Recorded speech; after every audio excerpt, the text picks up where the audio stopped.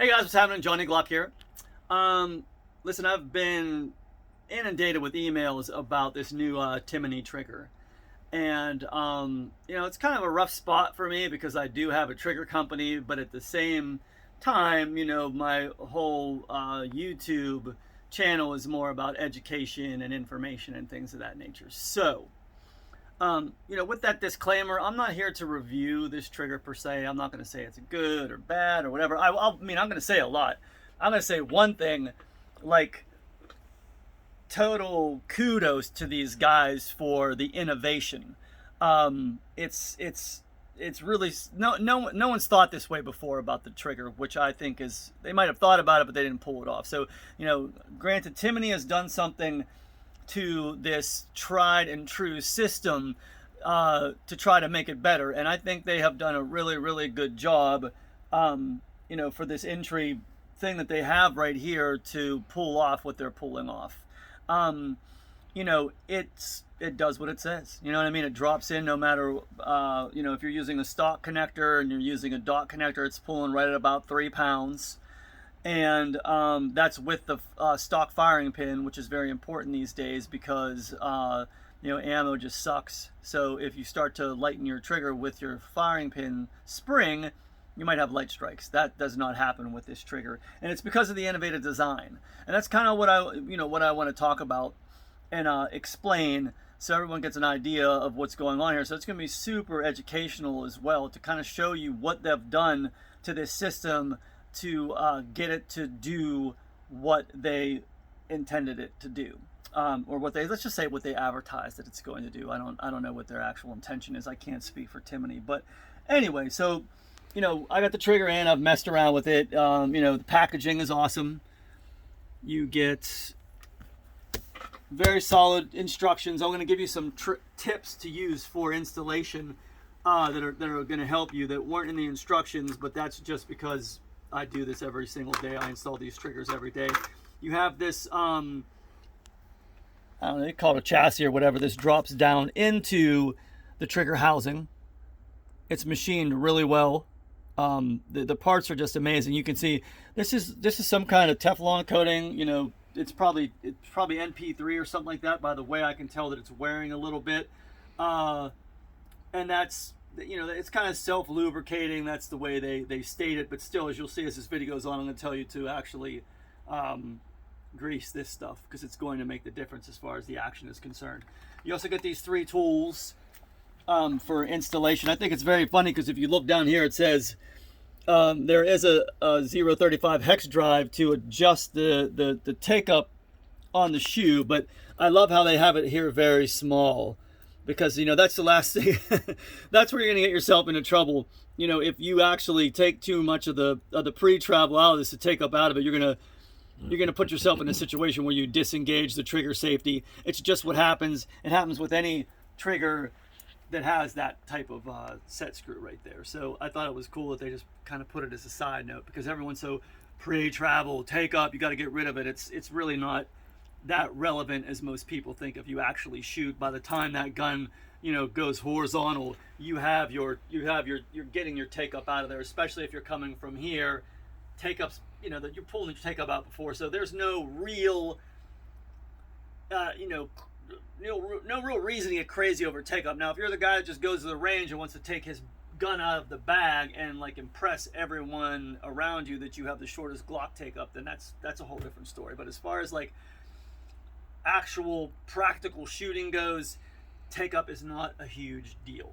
It's more important that the gun is safe overall. You know what I mean? And then you have that 1/64 inch of take up taken out of the system.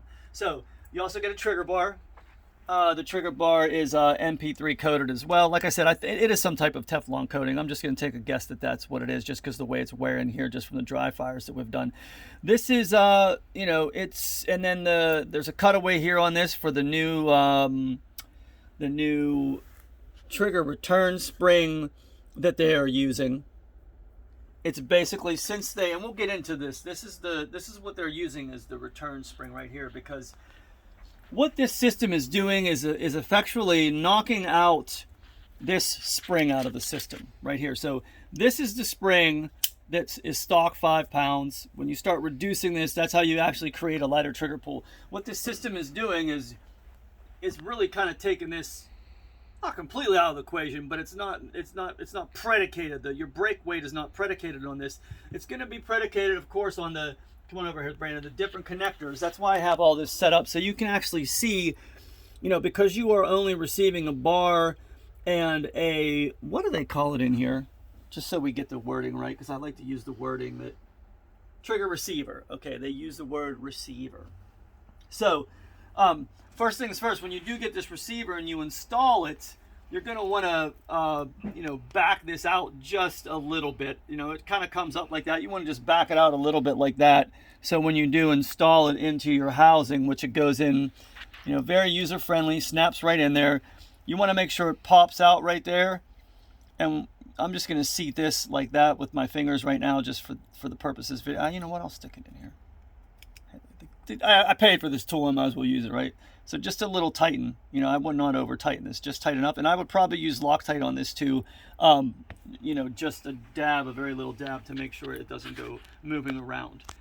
So that's easily right there. So you have the, you know, you have the receiver in there. This is a Gen 4 housing. Now, you know, Gen 4s are stock with something that is called a dot connector. A dot connector is on an 80, no, I'm sorry, it's on an 86 degree angle, okay? Your standard connector is on a 90 degree angle. So depending on what connector you use, the trigger is going to function differently. So the standard connector has no markings right there. And then you have a variety of different 3.5, which are the, well, wait, that's a dot. How did that slip in there? Like a minus connector. The minus connector is on an 80 degree angle. So basically, when you, and this is the magic with some of the triggers. I have 3 different bars here. These are Gen 4 bar, Gen 3 bar, Gen 5 bar. There's also a, you know, 10 millimeter 45 bar that has a different radius, and then there's this one too. And what I'm going to be speaking about, and the reason I'm using this one is because with the matte finish here, this isn't polished, you can really see there's not as much glare on there, correct? You can really, this tip of this hump right here is the most important part of this radius, you know. And so when I looked at this trigger to initially see what they were doing with this radius right here, if you do this and you start to compare it against this Gen 5 and compare it against this Gen 3, all these have very, you know, I should probably set this down so you can get a good look at this close to each other. And you have to have an eye for it to really see what I'm talking about. But every one of these has a different radius to the end. As you can see, this is the closest to the Gen 5, but actually this bar, how the way this is done right there, is more or less closer to the 1045 bar, which I don't have. It's longer, and it's got that real shallow arch. I mean, that real shallow radius right there. See, there's a little bit more of a hump on that. There's more of a hump on this. There's more of a hump on this. And then when you go to the 43 bars, you can see that big hump. That what this does in combination with these connectors and these angles, what it's doing is it's driving down on a standard. Let me grab a standard trigger shoe. So it's driving this bar down. Like, so if this was in a housing, you'd see the back of it going down. It's going down. That's what goes down. Boom, the striker comes over top of it. Down, the striker comes over top of this. That's why a lot of times with these guns you'll see markings right here, because it's your striker coming over top of the cruciform. So in a typical Glock trigger, even with the Gen 5s, we're going to speak, you know, we're just going to keep it the Gen 3 4 because that's what they're using these for. So they use a trigger return spring. Okay, so a lot of people don't understand that the trigger return spring actually helps pull the trigger back, because it's a torsion spring and it's tensioned. So basically, when you're pulling back, it's coming like this. It's actually compressing this way, and therefore helps pull it back. So when people say, "Oh, I got a 6-pound trigger spring," which is a pound heavier than the standard spring, you know, they're saying that the reset is better. The reset's not better. It actually stalls the reset because you have more weight going backward than forward. And that's why if you mix a 6-pound trigger return spring with a 4-pound striker spring, you have this very slow, reset, because you have an offset of those tensions. That no longer happens with this system, because, like I said, we are not using this piece right here. Is always grabbing this and has pressure against it. It has pressure against it, and that's why the trigger comes to return. That's why the trigger returns, and as you can see, that's the mechanism that drops it. So it pulls it back and drops it. Also with this, you have all this pre-travel. With the Timney trigger, you're kind of sitting right there. And so basically you don't need to drive, this part doesn't need to move and drive down. What happens is with this trigger, this part right here, let me grab a striker. That part right there where those are connected, this just drops down. I wish I had an extra hand to push that down, but when the connector grabs this bar right here, I'll see if I can do it like this. See that mechanism right there, how that's dropping it like that? That's what's happening here. So it's interesting because, it is adding another metal to metal movement, because with the standard trigger, you have slap this together quickly. Oh, I can't do that because I already have that in there. You know me, prepared as always. When you put the standard trigger together,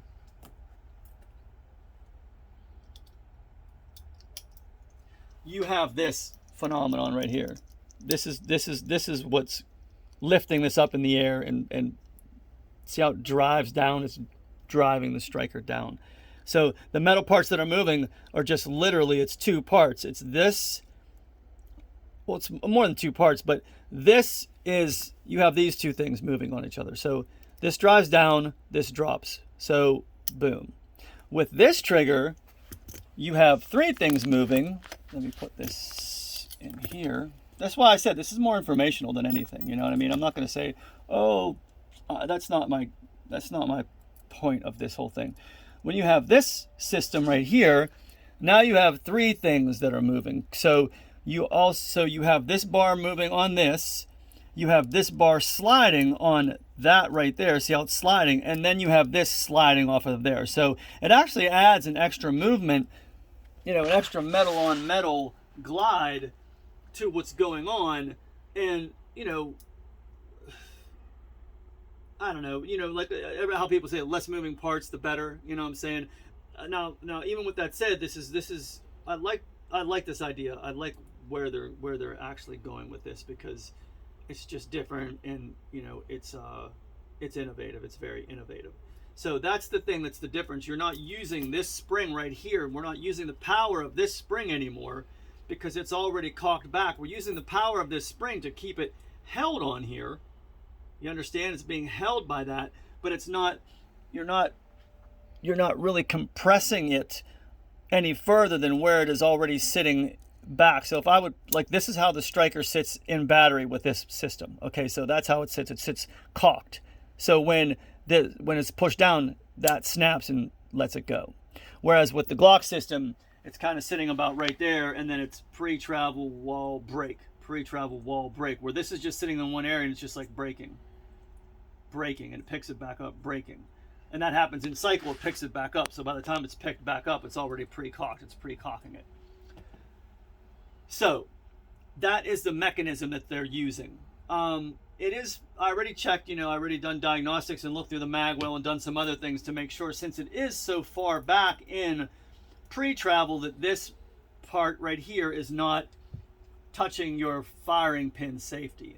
And as far as I can see right now, it's not, you know what I mean? And even if it was just like resting against it, that's not even horrible. You know what I mean? It would have to be really far back. That's why you see, the cut that I use is like a rounded cut right there, just to take a little bit of the, let me grab a Gen 5 bar because it looks about the same. So here's their bar right there, and you can see that edge. Mine, I just take off. See the difference in the profile? Just because I don't want any interference whatsoever by this and the firing pin safety. Same thing with my Gen 3 was and Gen 4. So, you know, but like I said, that's another thing. If you start ramping down on the pre-travel, on the take-up adjustment screw, you're going to start moving that trigger back, and then you are going to have an issue where this not only is going to start to depress the trigger safety, the firing pin safety, you're also going to negate the trigger safety. And I get emails all the time, hey, is it okay if the trigger safety is negated? I'm like, yeah, like, no. Like, that's your first line of defense. This has to be there, abutted against you. You know, purchasing the frame, in case the frame drops or in case your finger swipes against it, that has to be engaged, absolutely. So, now since they aren't using this spring to hold the, you know, to tension this, to actually bring the firing pin forward, to bring the trigger into reset, they have to use this spring right here. I guess it's considered a leaf spring. There's so many different springs, but not a leaf spring. I forget the name of the spring. But this spring goes in here and it creates the actual tension via and you'll see when I put this together, via the locking block and actually the locking block pin. That gives it the tension to have the trigger return. So, with that said, I'm going to put this together. Now, here's what I was going to say. Like, I've been running this without grease. This is the stuff that I use. It's made by Cleanse Oil. I can't say enough good things about this. Any of their gun greases. This is called Hinge Pin Jelly. If you get my triggers, you'll see it's all over it. The stuff is awesome. You know, it's an anti-seize, but it has like some emulsion, some type of slurry in there. You can call Cleanse Oil; they'll tell you all about it. So, I'm going to tell you, if you're installing any trigger, I don't care if it's whose it is, you want to gob that on the connector. It's going to, this is your action, this is your brake field. So when this is running down there, you want this to be as greasy as possible. You want it to be as lubricated as possible. Get some of that was a little bit overkill. So you want it to be as greasy as possible without overkill. All right. So like I said, so this is a dot connector. This is what comes standard in a Gen 4. So we're using exactly what's in this system. We've got that set, like we said, we want that to be seated well. And when you put this in, the way I do it is like any trigger, I just kind of squeeze here and then it just drops in really easy. So that's step one. And they have great instructions here. I'm just going to give you a little extra tips to follow, but I put this pin in right now just because I don't know if it says to do that on the instructions, but that's what I'm doing. So another thing is when you, where'd the return spring go that I had? Oh, here it is. Okay.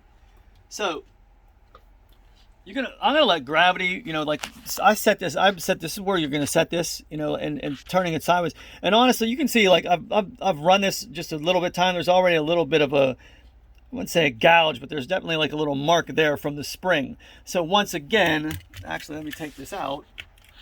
If you, and do this all the time, if you just throw a little bit of grease on this area right here, it is really going to work on holding that spring in place too. It's going to do some work for you. See, it's not going to fall off. So, you can't really go wrong. Lube it up, guys. So anyway, drop that in.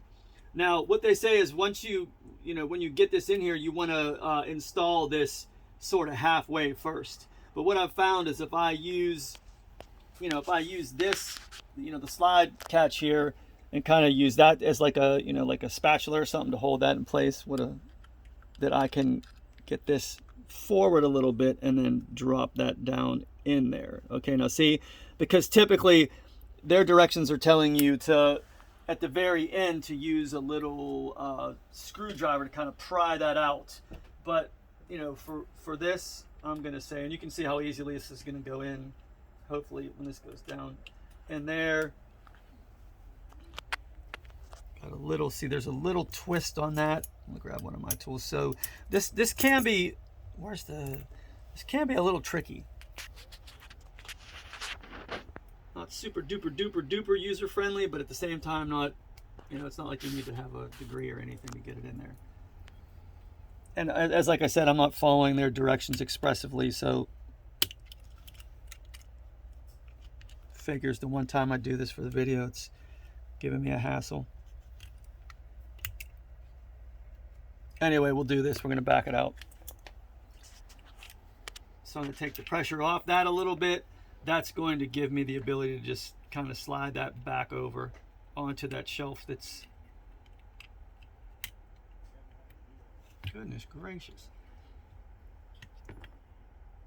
Slide that back onto the shelf. Okay. All right. So now we're back at phase 1. Put that in halfway. They say to pry this forward a little bit right there. All right, so now the spring is seated like it's supposed to be in there. Put that through. And then put the rest.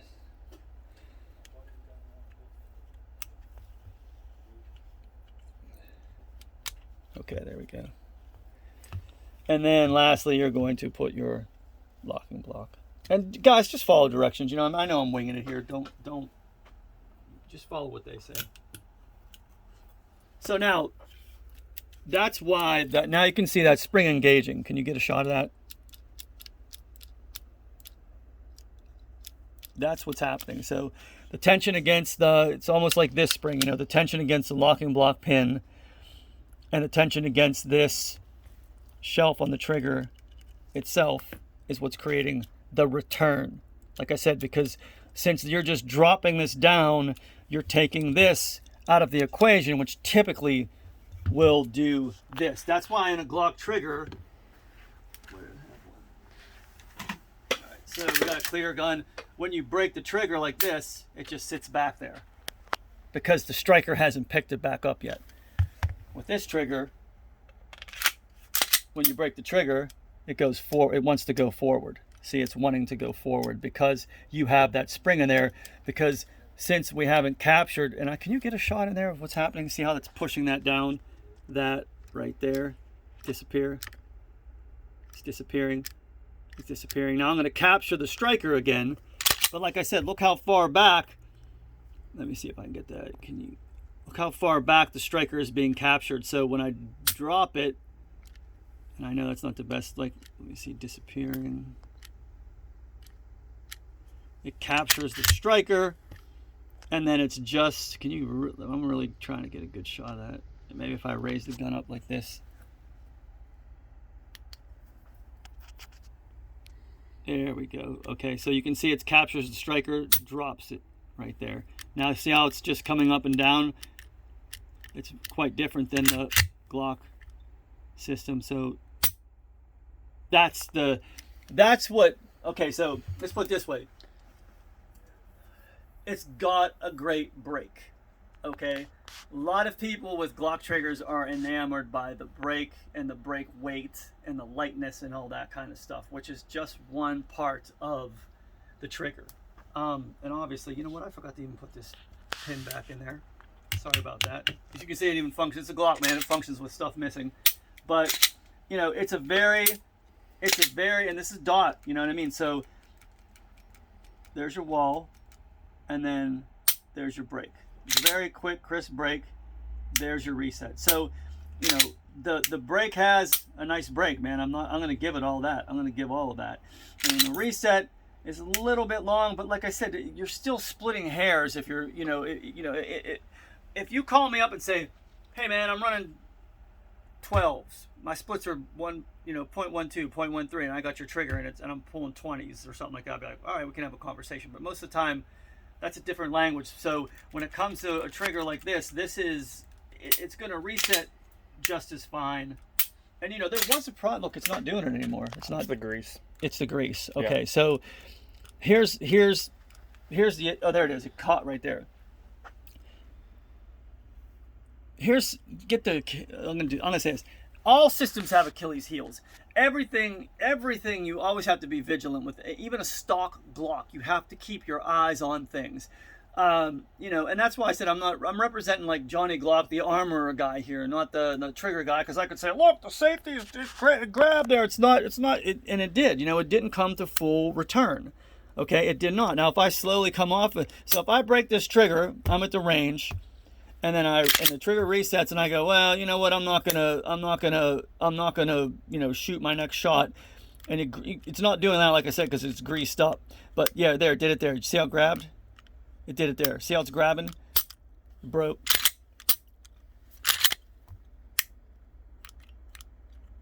It's greased up. Like I said, it's greased up. Okay, so it did it a couple times. When I put it in without the grease, it was doing it a lot. But the point is, you just have, you know, it's designed to be safe. You have to keep your eye on that kind of stuff. The fact that I just put grease on it made, because what's happening with this system, if you wonder where that's coming from, there's a little bit of drag right in this system. It's probably dragging right there. I have a video on that. It's called transfer bar drag. And since it's not completely the strongest spring right here, because what they're trying to do, they don't want to, in my opinion, I don't know what's in their head, they don't want to put too strong of a spring here, because you're having to squeeze against that pressure. You have to squeeze against that to get it to break. So if you had like a spring in there that was 2 pounds heavier, it's going to not be 3 pounds, if everyone's following what I'm saying. So that's why they're probably trying to get away with the lightest spring, but that's still going to give it a return. It's still going to give it a return. And like I said, I should have probably done the video without it, you know, before. There it is, like it held again there. You know, so keep an eye on stuff like that, you know. But you can see, like, what am I doing? It's like 20 times. There, grab there, you know.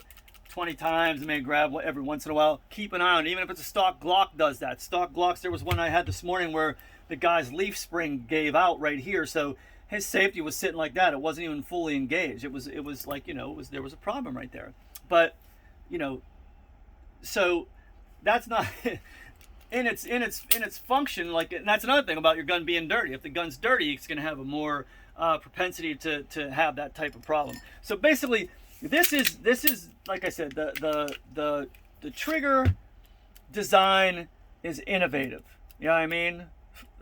5 stars on that. Another area I would grease would be in between these two, because anything that's moving, like there was one video where the guy was like, oh, you know, pulling this, and it didn't sound that good, because it was like, so that's easily taken care of. That's taken care of with grease, and that's how you want it. That's what you want to use. And another thing with Glocks, you just don't want to grease the heck out of them. You know what I mean? You don't want to oil them at all. I don't use any oil on my Glocks except for, you know, we went over this on that last video, except for like put a little on here, I put a little on the barrel, but nothing else. I don't use oil on anything else, maybe a dab or two on the rails. So yeah, this is in my opinion, this is an awesome design. It's only going to get better, you know. And like I said, I've already taken a look inside of here. There's a spring that, you know, of course there's a spring that does that on a fulcrum up here to keep that tension.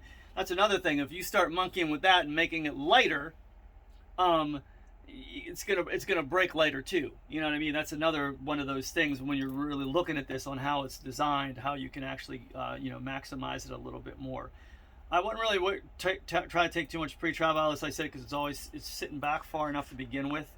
Like I said, the other area, if you guys do have one of these, I would throw some grease right on here, because it's just going to smooth it out. A little bit of grease right on that shelf, because, you know, right there, it's just, I can already feel that it has a better feel to it. So as the metal on metal here is driving down, don't ever grease your striker lug face. You don't want to get grease there. You don't want that. You want that to have, and that was another thing. You saw the engagement. Wickhead was taking a photo, you know, the video with his flashlight of the engagement. It has 66% engagement. You know, the problem with lightening this spring is, since it's so far back and pre-caulked to begin with, this is actually acting as a drop shelf as well. The strength of that, because you're never gonna, if this gun drops, I don't care if you drop it from 50 feet, the weight of this is not going to cause it to do that, because it doesn't have the same type of system pulling it backwards like the Glock does. You know what I mean? Where the Glock will pull it right off the shelf and drop it. Now, you know, and I even tried it even with this negated, you know, just to double check. So it's an incredibly innovative, it's an incredibly safe trigger. I think it's, you know, it's designed just to pretty much drop in and do what it does. It got a 3-pound pull. Can it be, you know, enhanced? Of course it can. And that's what I'm going to do on my next video. I'm going to play with this thing and get it to, you know, maybe be under, what do you give me, the 30-minute mark? Going to try to get under like, I don't know what I'm going to do with it. But the point is, I said I was going to do this. I wanted to do it. I gave you some education on it. I informed you on the system. I think it's yeah. All right, Timney, great job. All right, man. www.johnnyglocks.com is the website. You can always call me at 941-376-4383. Wick's gonna put up some of my awesome packaging. It pales in comparison. Same color though. Anyway. Black and yellow. All right, guys, take it easy, man. Stay safe.